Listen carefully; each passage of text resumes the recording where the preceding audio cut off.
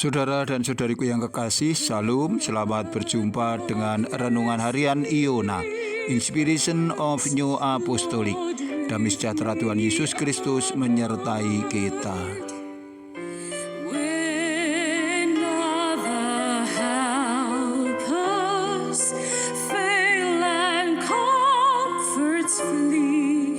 Kita membaca firman Tuhan dari 2 Korintus pasal 4 ayat 5. Sebab bukan diri kami yang kami beritakan, tetapi Yesus Kristus sebagai Tuhan, dan diri kami sebagai hamba-Mu, karena kehendak Yesus.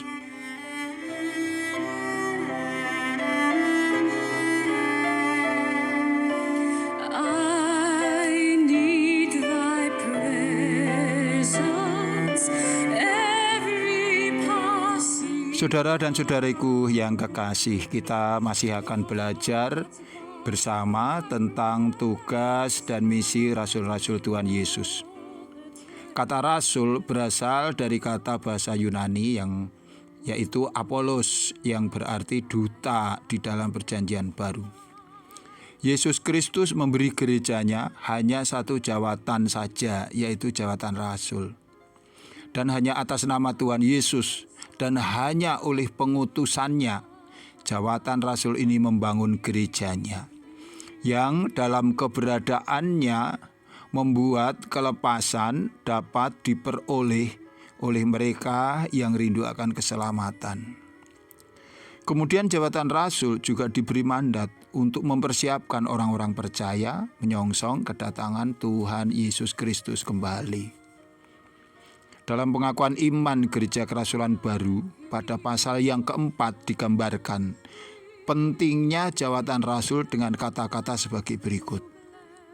Saya percaya bahwa Tuhan Yesus memerintah gerejanya, dan untuk itu telah mengutus para rasulnya, dan sampai kedatangannya kembali masih mengutuskan mereka dengan tugas untuk mengajar, untuk mengampuni dosa-dosa di dalam namanya, dan untuk membaptis dengan air dan Roh Kudus.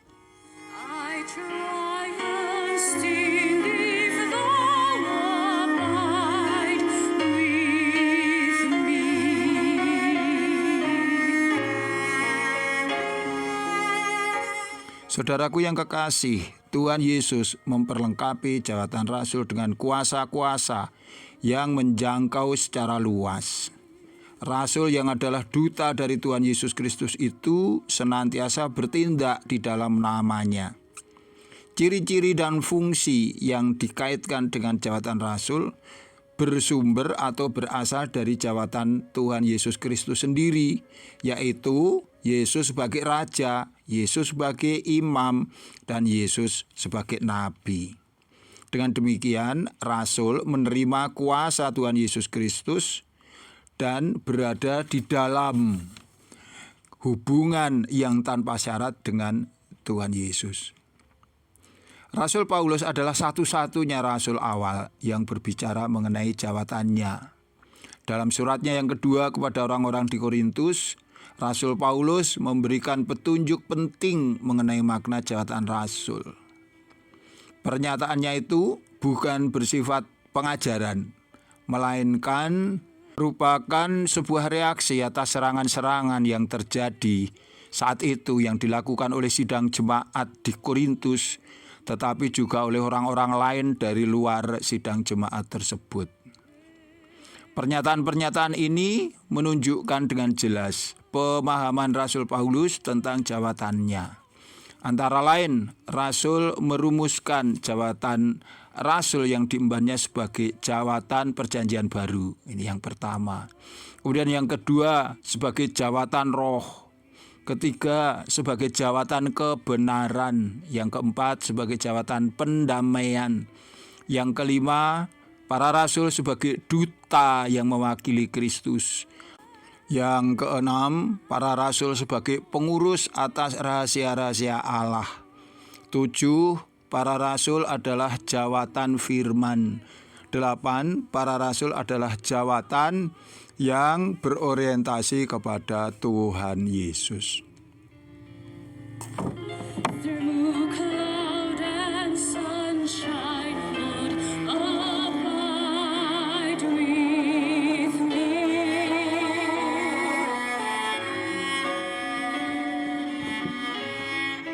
Saudara dan saudariku yang kekasih, beberapa poin dari ciri-ciri jawatan rasul tersebut di atas masih perlu untuk disertai penjelasan-penjelasan.